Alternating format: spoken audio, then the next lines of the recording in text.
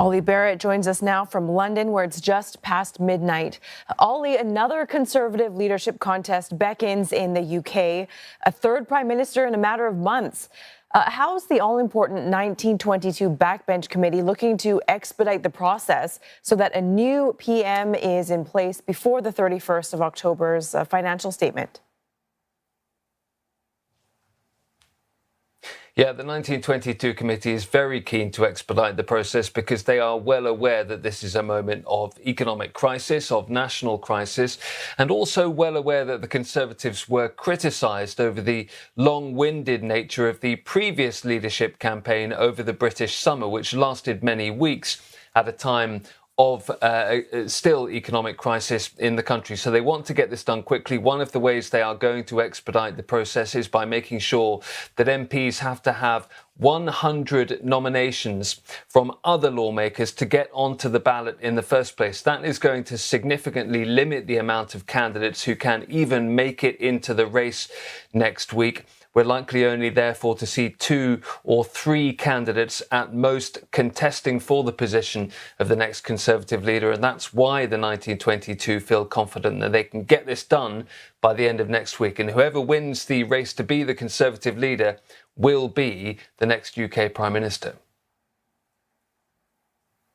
The process for the parliamentary stages of the contest will begin now. Nominations are now open. Will close at 2 o'clock on Monday. Candidates will be expected to have at least 100 colleagues nominating them.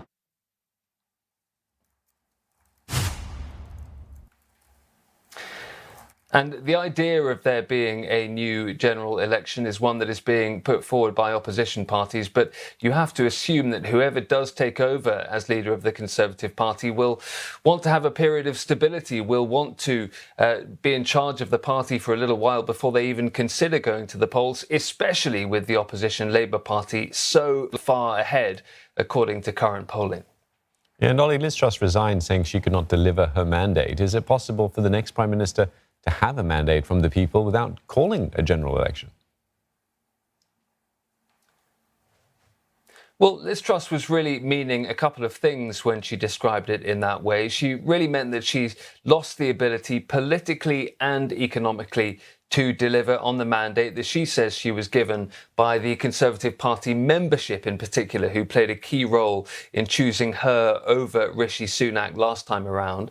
But also she felt that she couldn't deliver the mandate because of the financial markets that were so spooked by the mini budget that she'd put in place. Tax cutting was a key plank of her campaign pledge, and she therefore felt she was boxed in economically and politically, with so many Conservative MPs in her party saying that tax cutting at this time was the wrong way to go.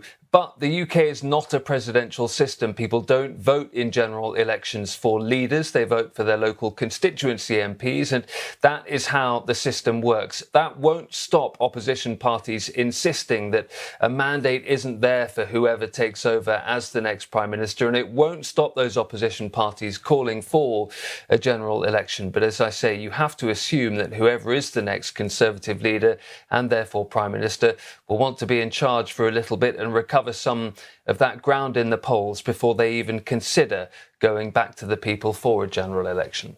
Many more developments to come. Thank you very much, Olly. Olly Barratt live in London.